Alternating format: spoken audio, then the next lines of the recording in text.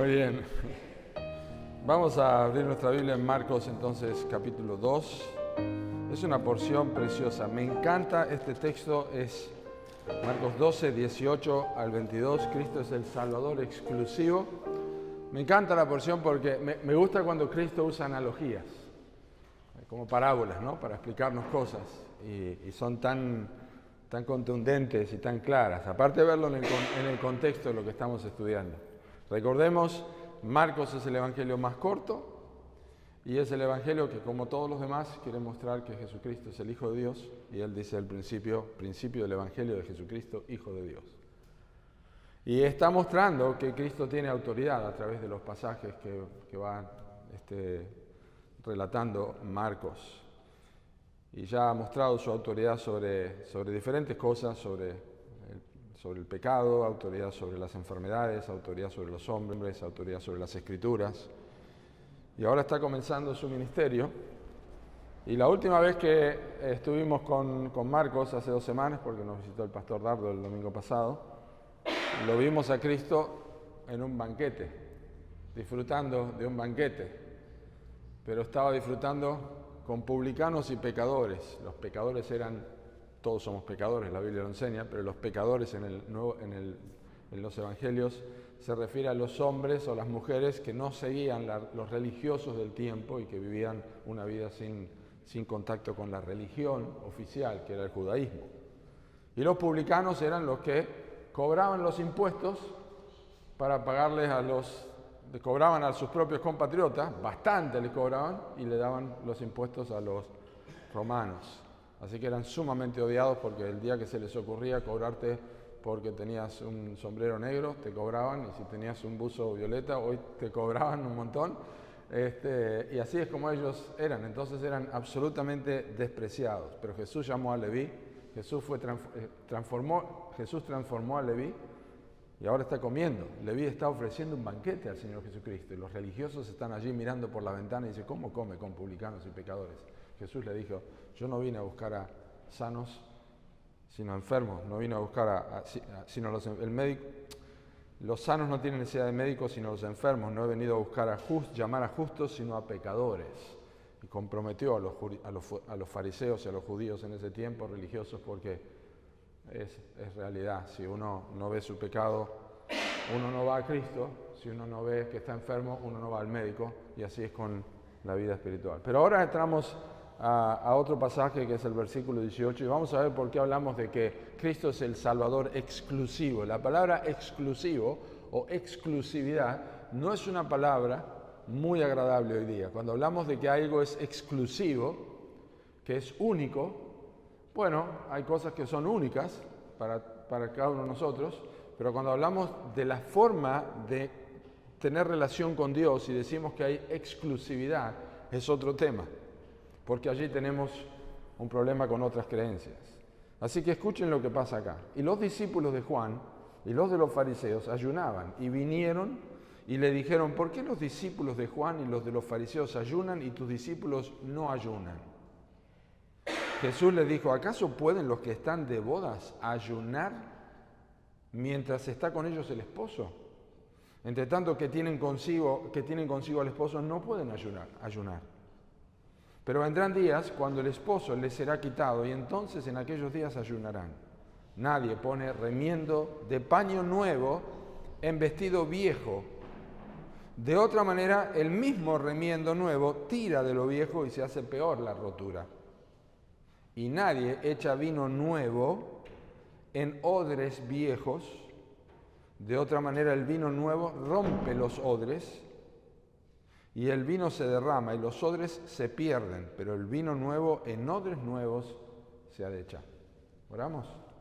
Señor, bendice tu palabra. Te rogamos que hables a nuestros corazones y podamos disfrutar este momento. Abre nuestros ojos para ver las maravillas que hay en tu palabra. En el nombre de Cristo Jesús. Amén. Una de las respuestas más comunes cuando se aborda el tema de la religión o de Dios, el cielo, la forma de llegar al cielo con personas, una de las respuestas más comunes, la deben haber escuchado, es que todas las religiones tienen algo bueno. y permiten acercarnos a Dios. O, como popularmente el dicho es, todos los caminos conducen a Roma. ¿Les ha pasado una vez? Bueno, todas las religiones son buenas, todas tienen algo bueno y todas conducen a Dios. O también si se habla de iglesias evangélicas, porque también ha pasado. Bueno, todas las iglesias evangélicas, si estamos entre nosotros, ¿no? Todas las iglesias evangélicas pueden servir de alguna u otra manera para predicar el evangelio. Yo lo he escuchado, claro que sí que lo hemos escuchado. Pero el texto de hoy, que acabamos de leer, nos ayuda a entender que este razonamiento de que todas las religiones conducen a Dios, que todas las creencias tienen algo bueno, no se alinea con la palabra de Dios. Ahora, nosotros ya vimos que el Señor Jesucristo tiene autoridad sobre las Escrituras. Vimos cómo el Señor Jesucristo abrió las Escrituras, enseñó y se admiraban de su autoridad porque les enseñaba, se admiraban de su enseñanza porque les enseñaba con autoridad, no como los escribas. Los escribas tomaban los comentarios de otros y entonces explicaban, pero Cristo simplemente, diríamos, abría la Biblia y explicaba lo que significaba sin consultar a otros, porque Él es la autoridad sobre todas las cosas. Así que el pensamiento de que todas las religiones o todas las creencias llevan a Dios no se alinea con la palabra de Dios, que es la fuente original de donde nosotros aprendemos de Dios. Nosotros no aprendemos, podemos saber que hay un Dios por las cosas hechas, como dice Romanos, no tenemos excusa, Dios ha creado todas las cosas, pero no podemos conocer a Dios y entender a Dios por las cosas hechas de acuerdo a la Escritura. Entonces, importante entender que Marcos, como registró este ejemplo, está dando de alguna forma información adicional en este pasaje, información adicional que permite mantener el enfoque de lo que él quiere, que es el enfoque en la persona de Jesucristo. La información que está generando con esta fiesta y con las analogías que el Señor Jesucristo da, está tratando de completar aún más la imagen de que Jesús es el Hijo de Dios y que la única forma de llegar a Dios es a través de la persona de Cristo, únicamente. Y vamos a ver cómo esto funciona. Puntualmente en este pasaje, Marcos quiere que entendamos que el Evangelio de Jesucristo expone y también refuta la inutilidad de la religión como un mensaje de buenas nuevas. Marcos quiere mostrar cómo el Evangelio de Cristo refuta la posibilidad de que las buenas obras o las buenas cosas que nosotros tengamos y hagamos a través de la religión puede darnos el perdón de pecados. Esto es un golpe grande para la religiosidad. Lo ha sido para todos nosotros, puede ser para algunos otros que estén aquí, pero la realidad es tremendo cómo Jesucristo expone a la religión como algo vano para acercarnos a Dios. Así que veamos dos cosas que tiene este pasaje. En primer lugar, quiero que observen que Cristo trae gozo, pero la religión trae tristeza. Cristo trae gozo, pero la religión trae tristeza. Casi son tres tigres comiendo trigo, ¿no? La religión trae tristeza. Fíjense, versículos 18 al 21, bueno, ya lo leímos, y simplemente déjenme mencionarles esto, que estamos en estas preguntas que vamos a ver aquí en versículo 18, estamos en la tercera de las 5 controversias de Jesús con los líderes religiosos que aparecen desde el capítulo 2, versículo 1 hasta el capítulo 3, versículo 6. Hay 5 controversias que están a través de preguntas. Si ustedes quieren seguirme con la vista, yo les muestro las preguntas. 3 de estas preguntas están hechas por los líderes religiosos. La primera, en 2.7. ¿Quién puede perdonar pecados sino solamente Dios? La segunda, versículo 16 de capítulo 2. ¿Qué es esto que él come con los publicanos y pecadores? La tercera, en capítulo 2, versículo 18. ¿Por qué los discípulos de Juan y de los fariseos ayunan y tus discípulos no ayunan? La que nosotros leímos. La cuarta controversia está en versículo 24. ¿Por qué hacen en el día de reposo lo que no es lícito? Próximo domingo veremos eso si Dios quiere. Y la quinta controversia es iniciada por Jesús. En capítulo 3, versículo 4. Dice, ¿es lícito en el día de reposo hacer bien o hacer mal, salvar la vida o quitarla? ¿Por qué menciono esto? Porque después de todas estas 5 controversias, si ustedes ven lo que dice el versículo 6 del capítulo 3, dice que tomaron consejo, los fariseos y los religiosos tomaron consejo con los herodianos, los que seguían al rey Herodes, para destruir a Cristo. O sea, te pegan una vez, te pegan otra vez, te pegan otra vez, te pegan otra vez y no puedes responder y quedás pagando ahí porque no puedes responder a las preguntas y te das cuenta que perdón, te das cuenta que tu religión, que está siendo confrontada con la verdad, llega un momento de decir, yo me lo quiero sacar de encima. Y se lo querían sacar de encima. Y así comienza el problema con Cristo y con los religiosos. Y ahora, básicamente, lo que está ocurriendo acá, volvemos al versículo 18, lo que está ocurriendo acá es que los religiosos en realidad están siendo descubiertos porque, como dice el Evangelio de Mateo en capítulo 23, versículo 4, los religiosos, los judíos, ponían cargas pesadas sobre el pueblo que ni ellos las llevaban. Cuando hablamos de cargas pesadas no hablamos de una mochila que ponían, sino que le decían, vos hoy, acordate que este es día de reposo, vos no podés hacer absolutamente nada. No te vayas a hacer un sándwich, porque si haces un sándwich y se te cae algo al piso, tenés que levantarlo y tenés que limpiar y eso ya estás quebrantando el día de reposo. O en cuanto a ofrendas, o en cuanto a un montón de cosas que no podían hacer en el día de reposo, eran cargas pesadas, pero ellos mismos ni las cumplían. Así que lo que está Cristo es descubriendo las cargas pesadas. Una de ellas era esta, que no podían comer en un momento de felicidad. Y vamos a ver por qué. ¿Y qué hicieron ellos? Una de las cargas pesadas, la carga del ayuno. Ahora, el ayuno es algo que en la Biblia está, y ellos cuestionaron a Jesús. Los que están allí son los discípulos de Juan el Bautista, y los fariseos. En otro evangelio solamente están los discípulos de Juan. Ahora, vamos a ver qué pasó con estos discípulos. Pero lo que le están diciendo a Jesús, los religiosos, en el versículo 18, ¿por qué los discípulos de Juan y los de los fariseos ayunan y tus discípulos no ayunan? Le están diciendo que si vos sos tan espiritual, que podés perdonar pecados, ¿por qué no te ajustás a la religión como nosotros? ¿Por qué no mostrás tu vida espiritual y tu poder para perdonar pecados y todo lo que haces? ¿Por qué no les enseñás estándares religiosos como los nuestros? Vamos a andar bien así. O sea, ¿por qué no juntamos las cosas? Ahora, el asunto es que el ayuno, como dije, existía, pero la Biblia, el ayuno judío, había un ayuno que era un ayuno nacional, que ocurría una vez por año. Eso está en Levíticos capítulo 16, versículos 29 al 31, que era el ayuno del día de la expiación, es decir, era el día donde un animal era muerto y el otro eran dos animales, uno era degollado y el otro era enviado al desierto. Y uno era degollado y la sangre se echaba dentro del lugar santísimo, en el tabernáculo. Y era como el día donde el Yom Kippur, que se llama ahora, era el día donde se perdonaban todos los pecados. Y si algo no estaba cubierto, ese día se cubría el pecado. Entonces ese día afligían sus almas, ayunaban, ¿no es cierto?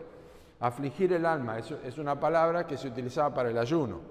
Porque realmente uno está afligiendo a través del cuerpo, está afligiendo el alma, está en una aflicción y está ayunando. Ahora, si eso estaba así, ¿por qué tus discípulos no ayunan cuando los de Juan y nosotros ayunamos y vos no lo estás haciendo? Porque ellos no lo hacen.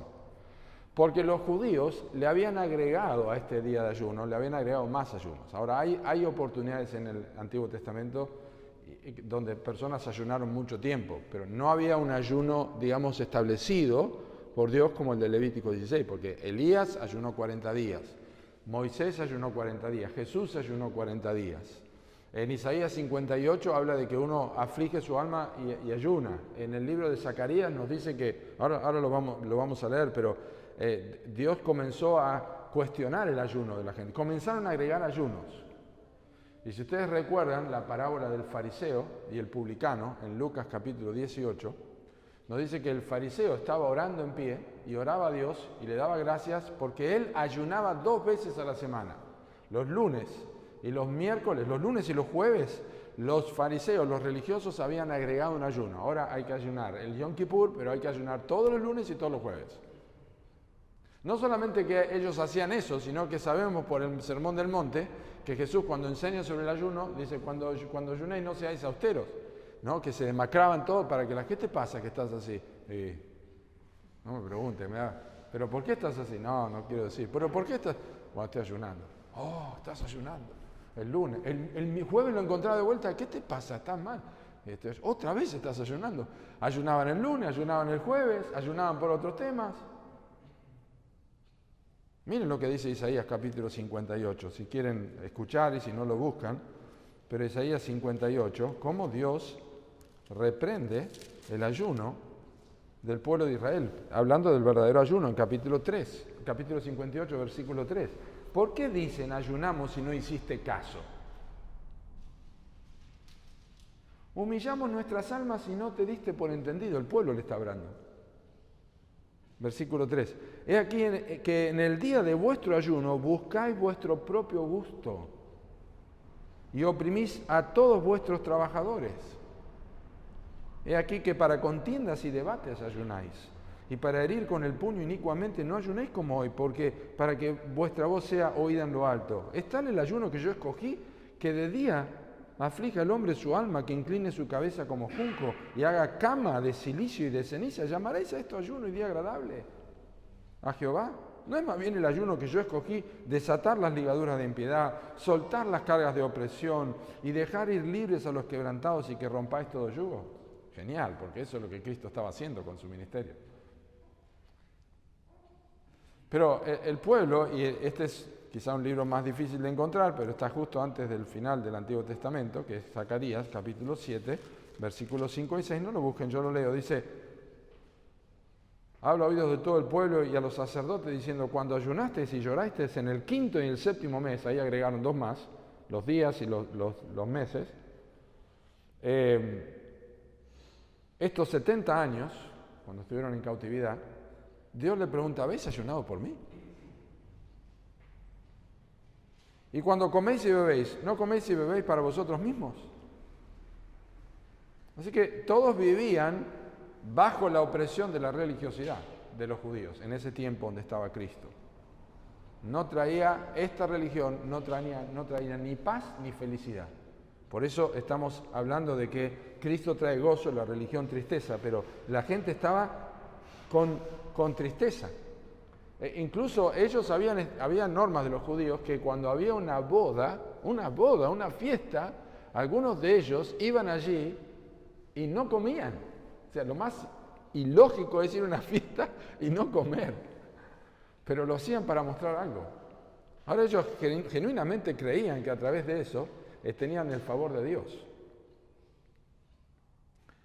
Y el tema de que no trae felicidad y no trae paz, ¿por qué lo hacen uno? ¿Por qué la gente religiosa sigue la religión y sigue las prácticas y rituales? Porque produce satisfacción. Produce satisfacción hacer cosas y pensar que uno va a ser aceptado por Dios. Es mucho más fácil. Es mucho más fácil que la fe en Cristo. Es mucho más fácil ponerse corbata, el saco, ir a la iglesia a leer la Biblia, bautizarse, salir a hablar con la gente, cuidarse, no tener televisión en la casa, no cortarse el pelo, qué sé yo. Es mucho más fácil mantenerse en norma porque uno sabe los botones que toca, ¿entiendes? Eso es el legalismo. Yo toco 3, 4 botones y ya sé que estoy bien. Por eso la religiosidad trae satisfacción, pero no trae felicidad ni paz, porque uno no sabe hasta dónde está llegando. Y Cristo está exponiendo esto. Así es la religión. Es un sistema de prácticas inútiles que no provee paz ni seguridad definitiva. Siempre hay que seguir haciendo cosas para estar seguros, para no perder la seguridad. Pero ahora Jesús expone esto a través de una imagen muy sencilla, una boda. Una boda. Dice, ¿acaso pueden los que están de bodas ayunar mientras está con ellos el esposo? Entre tanto que tienen consigo el esposo, no puede ayunar. Pero vendrán días cuando el esposo les será quitado y entonces en aquellos días ayunarán. Bueno, ¿quién ayuna en una boda? Nadie.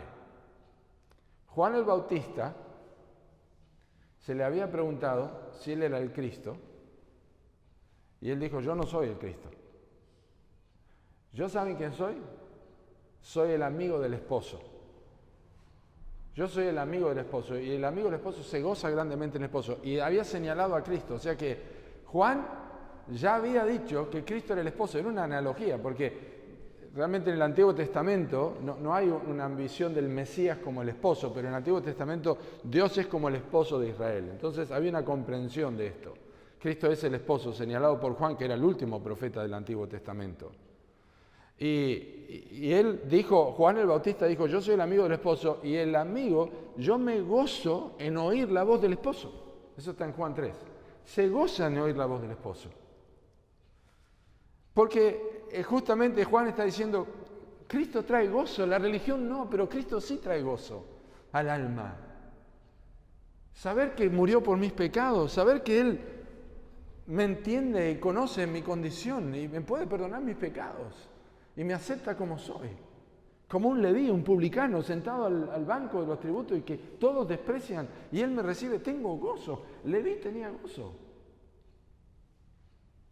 Y saben que esto es la verdad, porque Cristo, la salvación trae gozo al alma, no solamente acá, sino en el cielo. La Biblia dice que cuando un pecador se arrepiente, hay gozo en los cielos, cuando un pecador se arrepiente.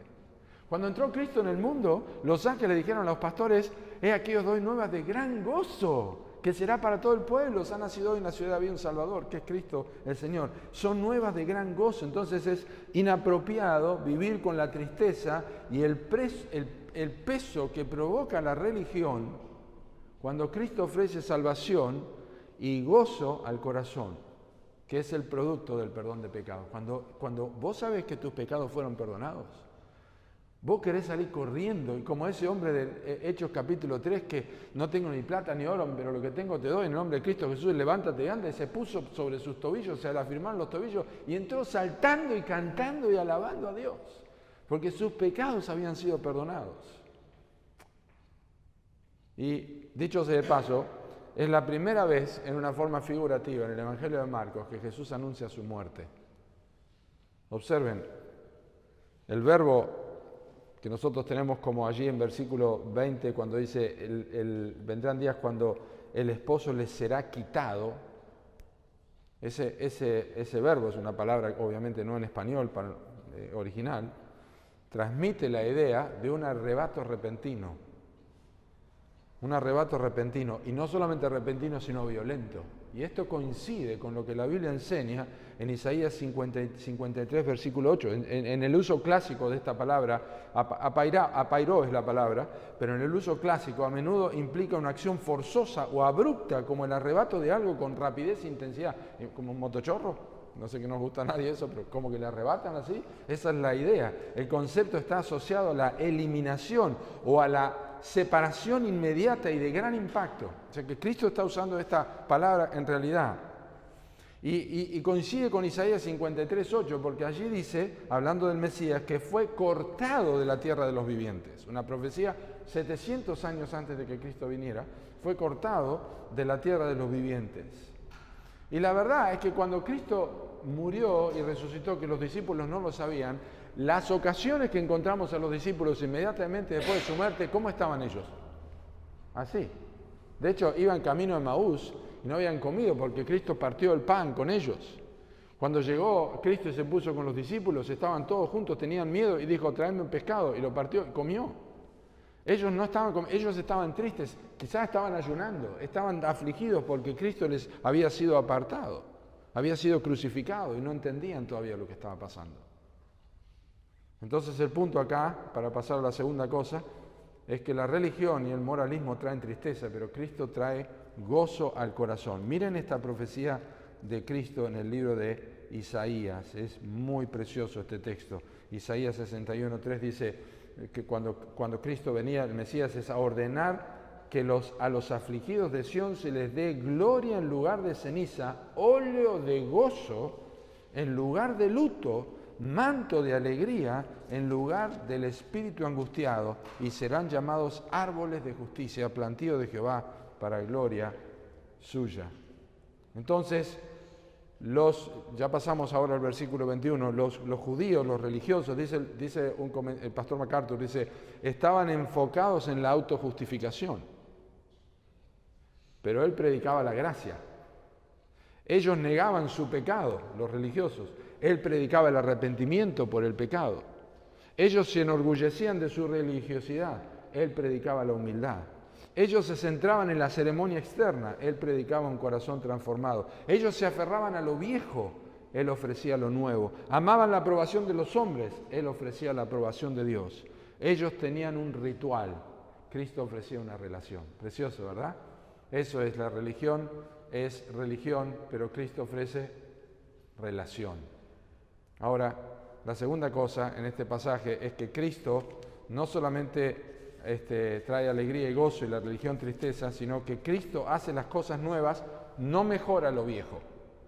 Cristo hace las cosas nuevas y no mejora lo viejo. Versículos 21 y 22 son las dos analogías que nosotros vamos a ver para el final. Dos analogías muy sencillas, aunque requieren que las entendamos para aplicarlas, y eso es lo que vamos a hacer ahora. Muy sencillo, pero para verlo con un poco de nitidez, bastará que entendamos a qué se refiere cada cosa en la analogía. Si definimos esto se refiere a esto, esto se refiere a esto, entonces vamos a entender un poquito mejor y comprender la aplicación puntual. Es decir, qué quiso decir Jesús en este contexto que está aquí, ¿no? Con los religiosos y que le están preguntando. Entonces, primero, el remiendo de paño nuevo se refiere a Cristo y al Evangelio.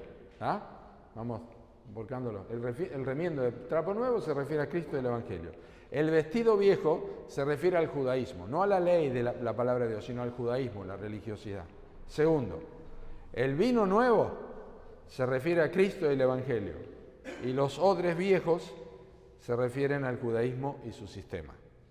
Así que con dos analogías Cristo va a decir exactamente lo mismo y les va a mostrar que lo que ellos están pidiéndole a Él no se adapta a ellos. Pero no solamente no trae felicidad, sino que no se puede sumarle lo nuevo a lo viejo, no sirve. Tratar de unir el Evangelio con la religión, la salvación con la religión, la de los fariseos y de otros religiosos, es como tratar de emparchar algo viejo con algo nuevo. Ahora, a nosotros por ahí no nos cuadra bien porque nosotros tenemos telas sintéticas hoy, pero en aquel tiempo no existía lo sintético, era algodón. Y cuando el algodón se lavaba el nuevo, se encogía, como sabemos, ¿no es cierto? Entonces rompía todo el vestido viejo que tenía una tela más gastada. Y lo mismo con la figura del vino y los odres. Hay que recordar que Jesús usa esta ilustración para explicar que no se debe poner vino nuevo en odres viejos porque los odres se rompen, y ahora voy a explicar esto, y el vino se perdería. Los que han leído el libro de Josué, ¿se acuerdan en capítulo 9? La historia de los gabaonitas que se fingieron pobres, que venían de lejos pero estaban de cerca y trajeron pan, los zapatos todos rotos, los panes todos mohosos, pues no querían morir, entonces vamos a fingir que venimos de lejos. Y entre esas cosas ellos incluyeron odres viejos, resecados. ¿Qué eran? Era la forma, los odres es la forma o el proceso antiguo de hacer vino, es bueno saberlo para entender, que se usaba la piel de las cabras, la piel de la cabra para hacer odres nuevos y flexibles. Entonces, lo que hacían es vaciar todo el animal, usaban el cuero, sacaban la piel, por supuesto, usaban el cuero, cerraban todas las aberturas que podía haber y llenaban con el vino. El vino se dejaba reposar, entonces los sedimentos se asentaban en el fondo, luego se vertía en un odre nuevo para eliminar los sedimentos y obtener un vino más claro, y lo que quedaba se usaba como vinagre, pero el proceso, los odres en el proceso viejo se volvían quebradizos y se rompían si uno los usaba nuevamente, porque se perdía el vino, porque el vino producía gases de fermentación, y si ponían el vino nuevo en una piel, un odre viejo, se rompía. Entonces, cada cosa en su lugar. Lo iban pasando de odre en odre para que pueda persistir. Ya cuando el vino no tenía tanta fermentación, no iba a romper algo más. Entonces, si me permiten decirles algo, estos dos versículos que tenemos acá, 21 y 22, son una síntesis del libro de Gálatas, la carta de Pablo a los Gálatas en el Nuevo Testamento. Los Gálatas son iglesias de Galacia, son varias iglesias. Los Gálatas habían escuchado el Evangelio, pero después vinieron los judíos y le dijeron, está bien, Cristo, Salvador, pero ustedes tienen que circuncidarse también. Ustedes tienen que guardar el día de la luna nueva, y tienen que guardar esto del día de reposo, y no pueden comer esto, y no pueden comer el otro. Entonces ellos empezaron a hacer estas cosas. Creían en Cristo. Y Pablo les escribe una carta. Les dice, ¿quién os fascinó para no obedecer a la verdad? Estoy maravillado, les dice, de que tan pronto ustedes se alejaron del Evangelio de Cristo para seguir un Evangelio diferente. No pueden agregarle nada al Evangelio. Cristo es todo o nada. Cristo más nada es igual a todo. Y eso es lo que pasa acá con estas dos ilustraciones o estas dos analogías que tenemos acá. Ellos que comenzaron a agregar cosas, y aquí tenemos el verdadero problema. El verdadero problema es que para la religión, Cristo no es suficiente para dar salvación y dar seguridad. No es suficiente. Sí, ya. Eso. Arrepentirse del pecado y creer en Cristo, y ya con eso ya está. Bueno, si entendiste bien el Evangelio, sí, con eso ya está. Pues te arrepentís del Evangelio. Pero Cristo no es un agregado a la religión de la gente. Y esto es lo que pasa en muchas personas, no pueden dejar su religión, porque mis padres, porque mis abuelos, porque yo siempre fui este y el otro, pero me gusta venir a la iglesia evangélica, me gusta leer la Biblia, entonces estoy tratando de agregarle a Cristo a lo que yo ya tengo. Ustedes se acuerdan de una de las parábolas de Jesús en Mateo 13, 44 y 45, es la parábola del tesoro escondido. Un hombre sabía que había un tesoro, también es la perla, pero había un tesoro en un terreno, vendió todo lo que tenía, fue y compró el terreno porque había un tesoro ahí. Se deshizo de todo, y ese todo lo que se deshizo es la religión, porque encontró el verdadero tesoro en su vida, que es el del Señor Jesucristo. Ese es el verdadero tesoro, es el Señor Jesucristo. Cuando uno descubre el Evangelio, uno tiene que renunciar a lo demás, tiene que renunciar a la religión. Incluso les digo, dentro de iglesias evangélicas hay personas que han crecido en el Evangelio, pero nunca entendieron lo que es Cristo.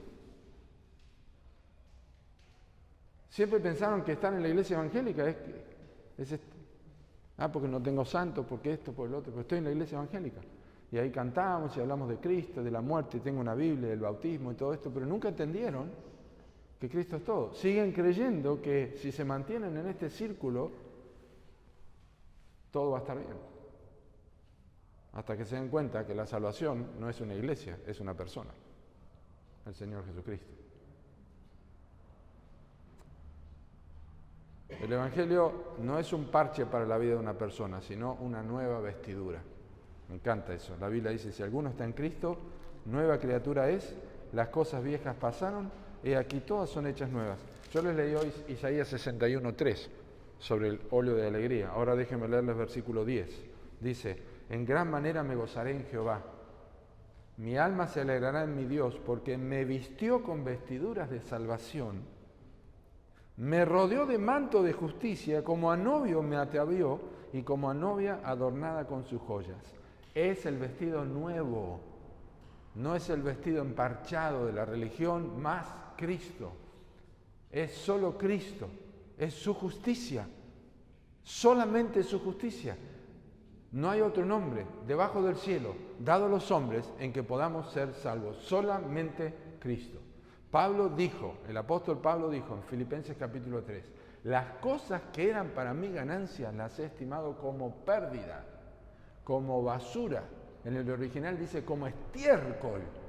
Toda mi religión, fariseo desde chico, estiércol por amor a Cristo. Y ahora sí, en la historia de la iglesia hay muchos que trataron de poner parches a la vestidura vieja y vino nuevo en odres viejos. Dijo J.C. Riley, algunos quisieron hacer el evangelio más aceptable usando la filosofía de Platón. Vamos a hacer el evangelio más platónico, más filosófico, y vamos a darle palabras, ¿no? Algunos quisieron presentar, eso pasó en la historia de la iglesia. Otros imitaron lo que se hacía en otras religiones, tomando prestado procesiones, vestimentas y otras cosas. De esta forma se pavimentó el camino para el catolicismo romano. Y lo mismo pasa con el mormonismo, el adventismo, el ruselismo, que son los testigos de Jehová. Tratan de mezclar, de hacer otras cosas. Y tienen, sí, la Biblia, pero el libro de Mormón. La Biblia, pero la perla de gran precio. La Biblia, pero la atalaya. La Biblia, pero las doctrinas del Nuevo Mundo de Elena White. Y así, hay todos libros y todas estas cosas, y le agregan a Cristo. No sirve, no es así.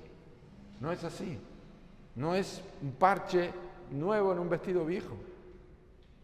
Pero también la analogía permite que nosotros entendamos que afecta al mundo cristiano evangélico. ¿A qué me refiero? Bueno, muchos hoy pretenden reconciliar el servicio o la adoración a Cristo con lo que hace el mundo. Entonces no hace falta ir muy lejos. Pueden ver un reel en Instagram donde uno mira y parece que es un boliche bailable, pero es una iglesia. Pero es más atractivo, la gente viene, ¿verdad? Y tratemos de reconciliar prácticas que yo las llamo pragmáticas, que como parece que dan resultados, las usamos, pero que no están contempladas en la Biblia. Entonces hacemos el culto así porque llama la atención a la gente, pero no es lo que la Biblia enseña. Incluso algunos creyentes pueden aparentar una vida piadosa mientras viven una vida que deshonra a Dios, porque quieren tener una mano agarrada con Dios y otra mano agarrada con lo que este mundo ofrece. Eso son tratar de emparchar, eso es tratar de poner la religión junto, o las ideas junto con otras cosas. Así que, conclusión, ¿qué te parece? Te pregunto, ¿estás tratando de agregar a Cristo a tu religiosidad? Quizás hasta decir, bueno, yo siempre fui religioso, yo creí en Dios, creí en la iglesia, nunca me había puesto a pensar en la importancia de Cristo, pero bueno, ahora lo voy a hacer, voy a agregar a Cristo a todo esto. No funciona así. No funciona. ¿Es Cristo o nada? Es Cristo y es todo. Así que el Evangelio enseña que hay que arrepentirse del pecado, abandonar la religión y creer en Cristo y seguirlo. Cristo es gozo, no es tristeza, y viene a ser una vida nueva, no mejorar la vida vieja. No funciona así. Cristo es el único Salvador. Oramos. Gracias, Señor, por tu palabra. Te agradecemos, Señor, por darnos este mensaje precioso. Te pedimos que Cristo sea nuestro gozo y que Cristo sea todo para nuestra vida.